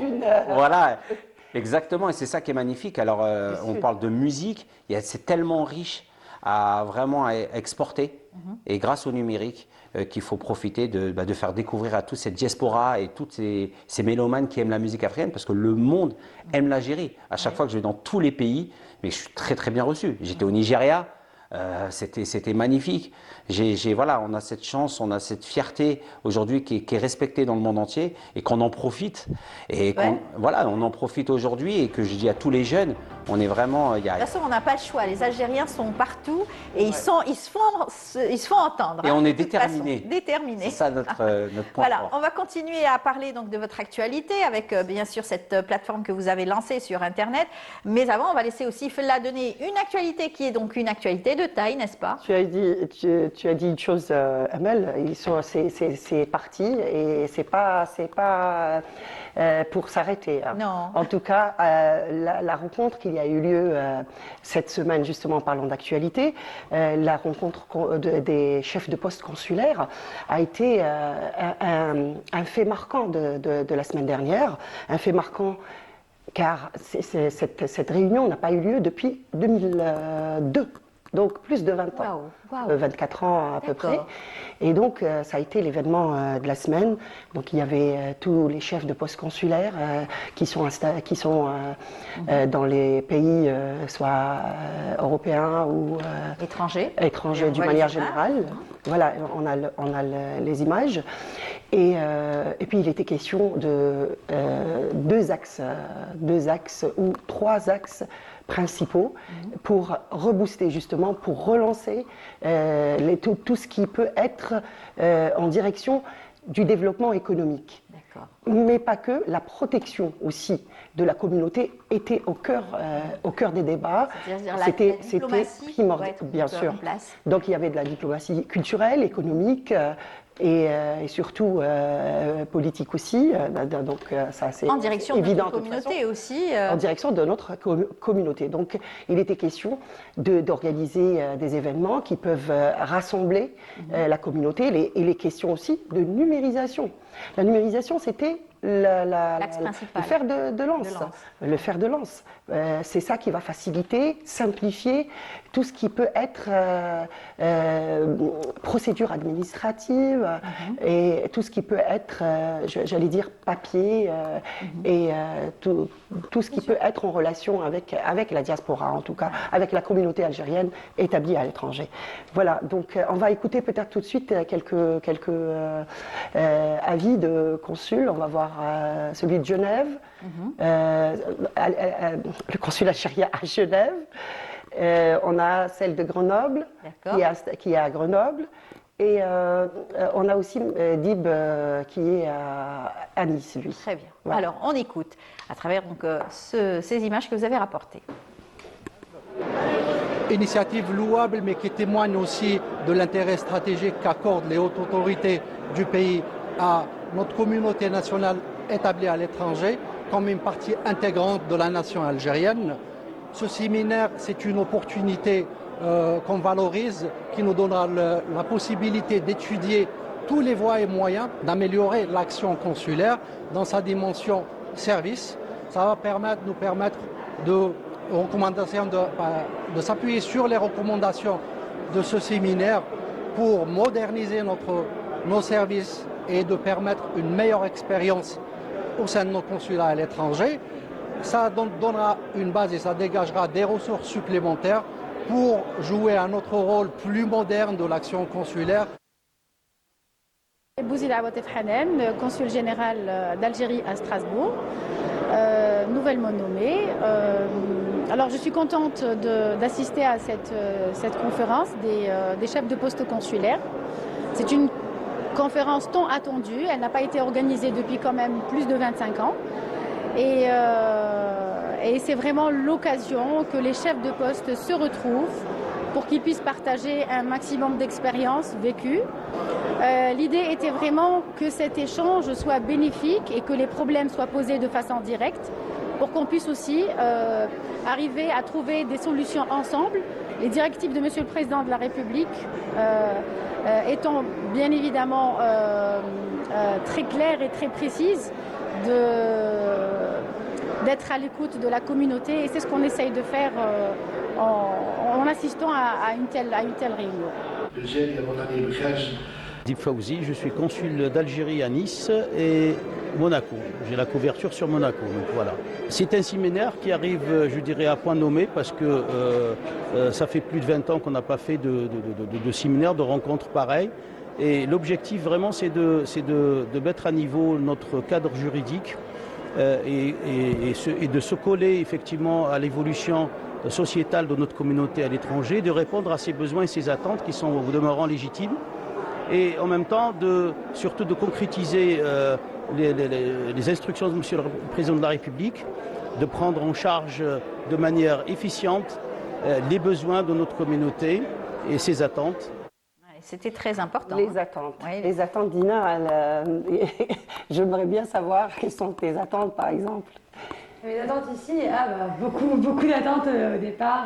Moi, l'envie de base, quand je suis venue faire ce projet ici, c'était d'explorer tous les talents sur place, parce que je sais que les créativités ne manquent pas ici, l'envie non plus. Et du coup, moi, j'avais envie de partager avec mes compatriotes des projets, de découvrir l'amicalité algérienne et de partager des histoires similaires parce que c'est surtout ça. D'où le projet. D'où le projet. Tu as réalisé le court-métrage El Gaïla. Tout à fait. Qui est un court-métrage philosophique, j'allais dire, un petit peu. Il n'y a pas de dialogue, mais il y a une musique qui emporte, qui nous interpelle Et c'est sûrement fait dans une idée. Oui, l'idée peut-être est personnelle, mais on ressent les émotions qui émanent quand on regarde ce. Oui, c'est vrai. Après le Gaïla. L'avant-première, c'était, je rappelle, il y a 2-3 jours à Alger. Et voilà, c'est une fierté, je suppose. Oui, c'était très, très, très émouvant. Et puis le Gaïla, moi, c'est quand même partie de souvenirs d'enfance. C'est un moment très simple, le moment de la sieste, un moment que je passais justement à Constantine avec mes cousins, mes cousines, un moment qui nous était à la base un petit peu imposé. Ouais. Parfois une punition. Parfois une punition. Et qui finalement aujourd'hui même à 30 ans je continue de faire quand je suis à Constantine ou même chez moi là à Alger et en fait j'avais envie de retransmettre ce moment simple qui je sais nous rappelle à tous des souvenirs. Cette émotion. On va voir un extrait peut-être s'il est prêt. On y va si l'extrait est prêt. On aura bien sûr l'extrait, mais avant, c'est vrai que ça a été facile pour vous donc de pouvoir venir décider, de venir et travailler ici. Ouais. En fait, c'est ça le plus émouvant, c'est que ça a été évidemment facile de venir, mais le plus émouvant, c'est de voir que trouver des personnes avec qui travailler était le plus simple finalement, parce que les personnes ici, les techniciens, les comédiens ont été tout de suite enjoués par le projet et ont eu envie de concrétiser tout ça et de se joindre à l'idée. On a été sensible à l'idée. Ils ont été sensibles à ça, et ça c'est fort, parce que voilà, tout le monde est occupé, il y a plein de projets sur le Ramadan, sur plein de choses. Mais tu n'as pas eu beaucoup de mal aussi à créer ton propre réseau. Et en fait, tu es là depuis peu de temps. C'est vrai, mais créer un réseau, c'est pas forcément facile, notamment dans le cinéma ou dans la musique. Et en fait, on se rend compte que ici, les populations sont hyper enthousiastes. Non, mais c'est tellement riche, et en plus, il y a plein de mélomanes ici. J'espère que ça a rassuré le papa. Allez, on va voir votre extrait donc, de ce court-métrage tout de suite, et on revient.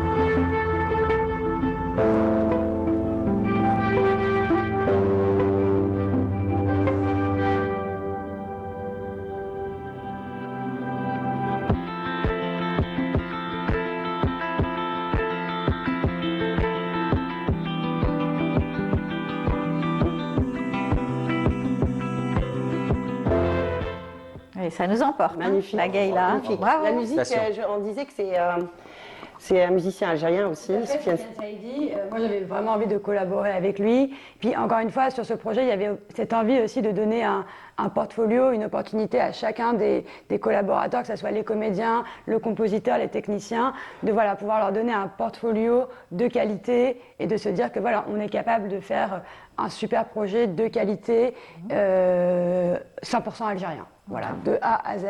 Moi, c'était mon envie en tant que réalisatrice sur ce projet. Qu'est-ce qui t'inspire, Dina? Ce qui m'inspire, ce qui m'inspire, déjà, c'est l'humain. Premièrement, c'est l'humain, c'est les portraits, c'est les petits gestes du quotidien. C'est ça, moi, qui m'inspire. Et c'est ça qui te touche ici à Alger aussi.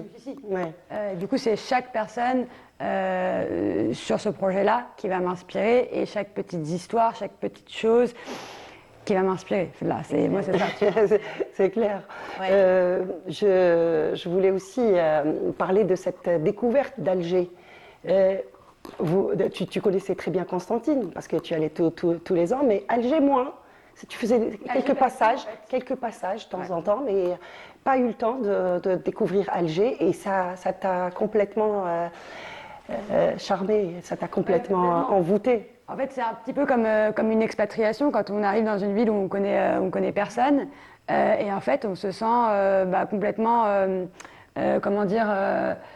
c'est un petit peu comme un câlin pour moi à Alger. C'est une famille ici. Ouais, c'est ça, ils vous accueillent les bras ouverts. Casbah, tout ça. Exactement, et ils vous mettent ils vous accueillent les bras ouverts, et si vous avez besoin de quelque chose, vous êtes tout de suite.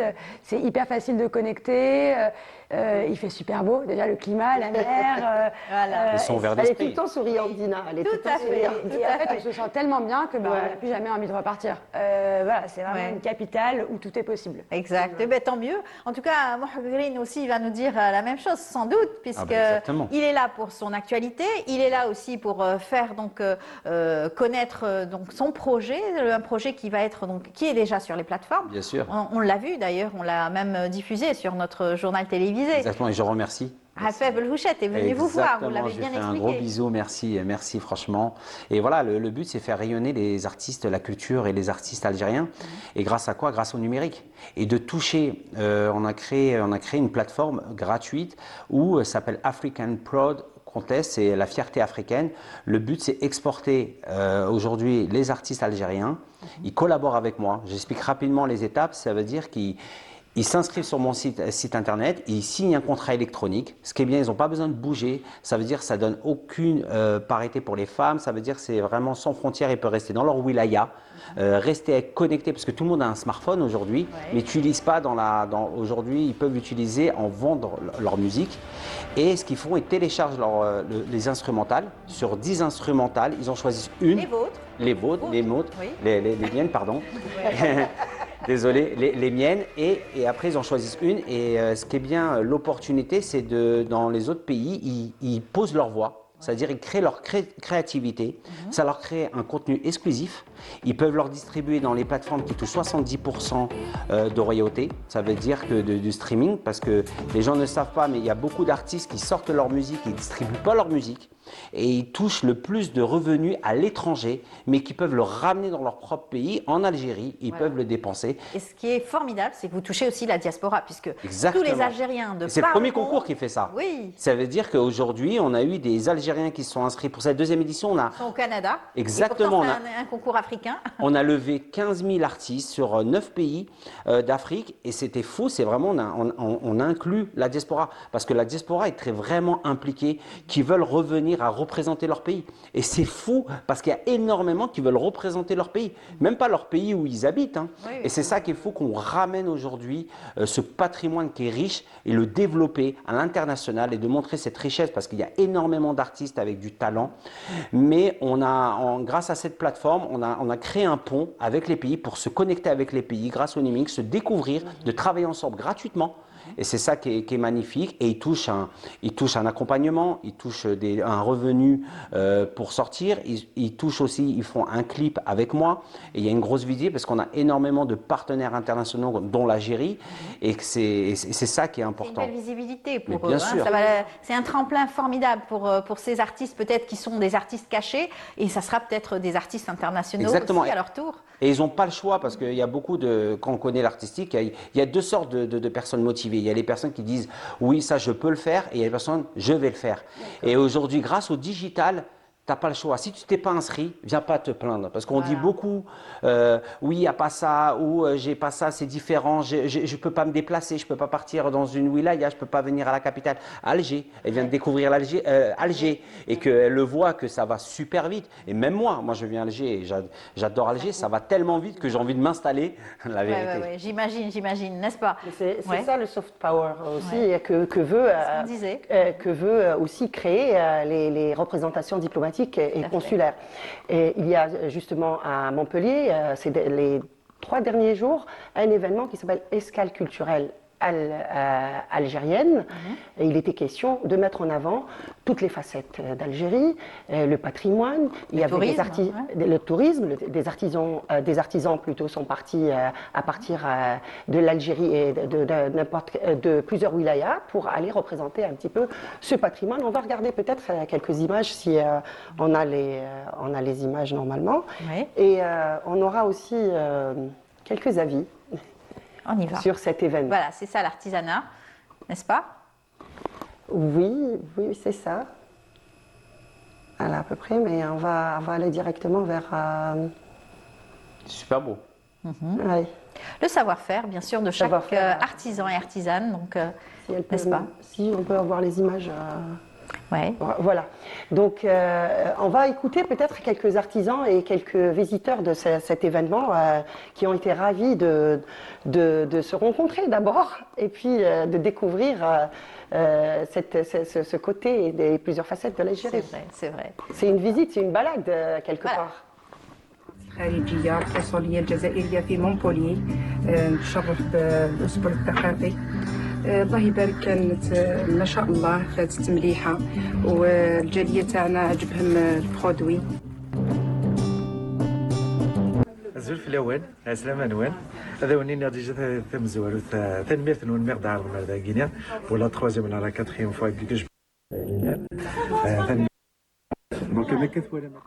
Il y a un problème, je crois, de... Ouais, mais bon, on technique. a pu voir quelques artisans qui ont pu donc s'exprimer et puis parler un petit peu donc de cette participation. Il faut parler surtout de l'effort que font aussi toutes les représentations consulaires pour aussi regrouper tous les Algériens, mais pas que.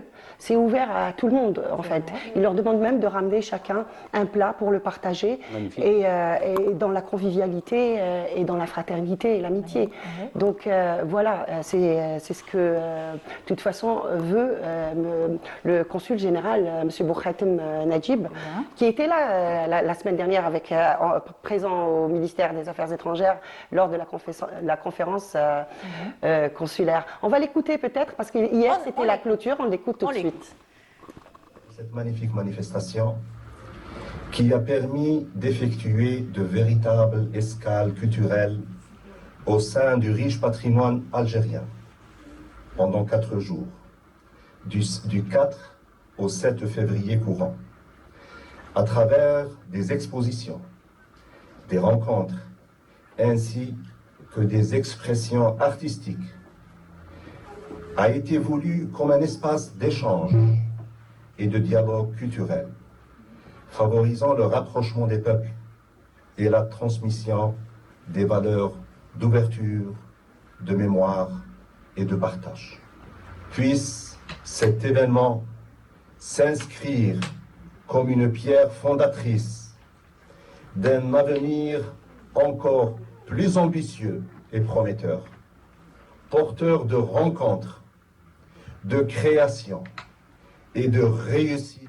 Voilà, on a pu donc l'écouter, n'est-ce pas, Fella, et avoir donc l'actualité de nos consulats. Je rappelle que c'est la 3e édition. D'accord. Et Najib Boukhatem veille à ce que tout se passe pour toucher toutes les catégories. Voilà. Très bien, très bien. Un dernier mot pour chacun, puisque c'est déjà bientôt la fin de l'émission. DJ donc Green, vous allez nous parler donc de cette actualité, n'est-ce pas, et surtout faire plaisir à tous ceux qui vont participer. Vous avez fait des collaboration avec plus de 70 artistes dans le monde. 70 internationaux, on a gagné les awards et aussi, là on est en train de faire une tournée. J'aimerais aussi faire une grosse masterclass en Algérie, alors j'appelle. S'il y a des salles, tout ça, de travailler avec la culture, j'aimerais vraiment faire de rencontrer les jeunes et leur permettre de se professionnaliser et de s'exporter un peu plus. Voilà. Parce que Dina aussi pourrait participer à... Bien sûr, tout, l'audiovisuel, la musique, tout est lié. En plus, le gagnant, il s'appelait Zarzi, je lui fais un gros big up et un gros bisou à ma maman parce que c'est son anniversaire. On me dit qu'il y a une consécration. Vous avez, avec le Nigeria, vous avez rapporté une belle consécration, n'est-ce pas? C'était au Nigeria? Exactement. Alors, on va voir les images. Allez, on y va. Of some sort to announce that the winner lost yesterday. DJ Mo Green from Algeria.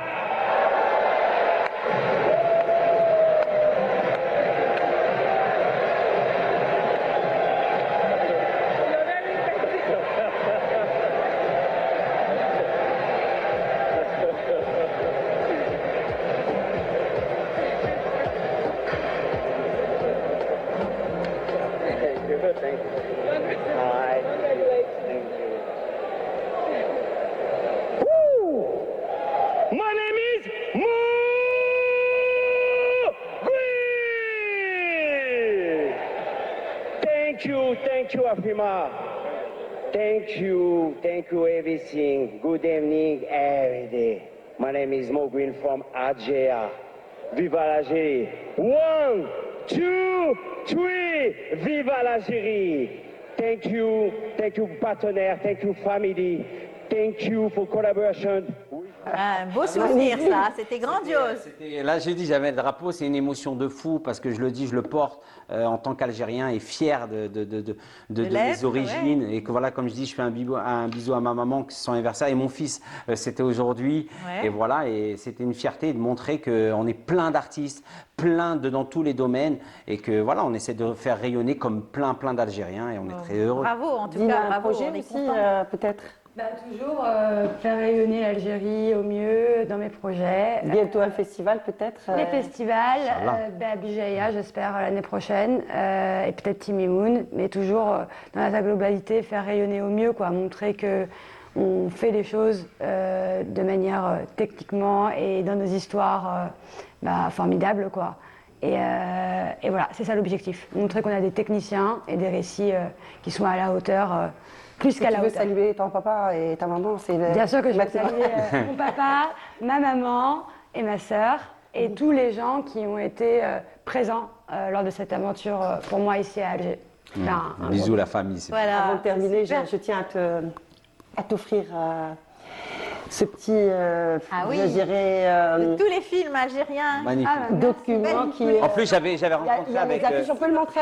Big up à Sidi Aklou qui m'a fait montrer à Alger vraiment même des acteurs algériens. J'étais très heureux. Il y a vraiment. Il y a toutes les affiches de cinéma depuis 62 jusqu'à 82. Magnifique, machallah. Magnifique. Trop bien. Avec le synopsis. Voilà, on va le montrer. On va le montrer. Le synopsis, l'affiche, que ce sont donc des affiches aussi qui marquent l'actualité et surtout l'histoire du cinéma algérien. Ça s'est fait donc en 2003, je pense que. C'est mon cadeau pour toi, Dina. Bravo. Et pour te féliciter du court-métrage qui était formidable. Voilà, en attendant de vous recevoir pour peut-être un autre projet. Avec peut-être le long métrage. Exactement, oui, bien sûr, c'est ça. Bien sûr, avec le drapeau. Ça porte bonheur. J'espère vous recevoir à Constantine, chez moi, à Sidi Mabrouk. C'est ça, pourquoi pas. Un dernier mot, c'est l'anniversaire donc de votre maman? Oui, de maman et de mon fils Aylan. Voilà, Allez-y, faites encore un. Merci. Un gros bisou à ma famille, Baba Issa, Ben Hadda de Tebissa et d'Annaba. Et aussi, voilà, j'arrive avec des nouveaux titres. J'ai en train de travailler avec du patrimoine algérien. Pour mes prochains titres, vraiment, il y a des bonnes surprises qui arrivent et je pense qu'on va être très contents. Donc, il faudra revenir. Ah ben heureusement, on va revenir à la maison, c'est à la maison. Là aussi, il faudra revenir. Bien sûr. Voilà, ça y est, on a bloqué votre carnet d'adresse. Ah, merci. Carnet de rendez-vous, voilà.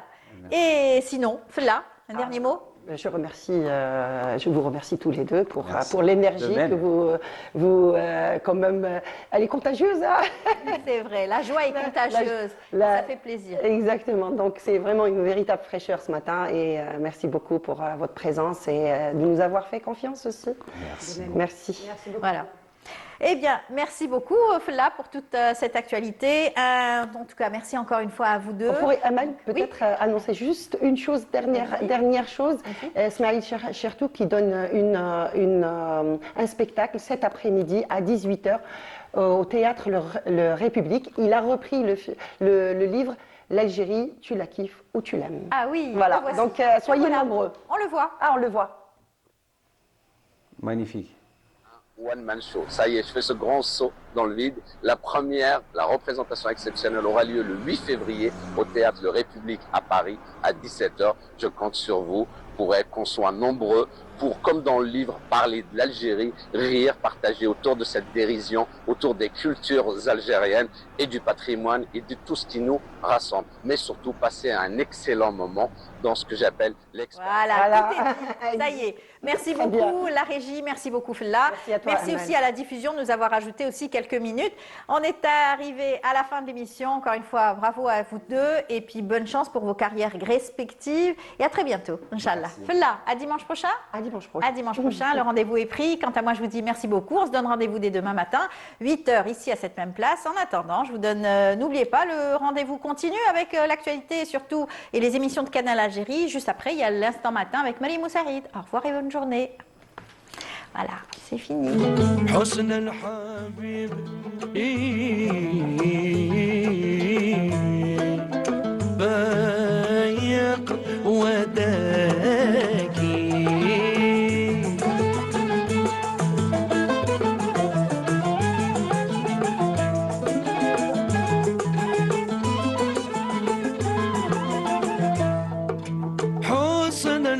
حبيبي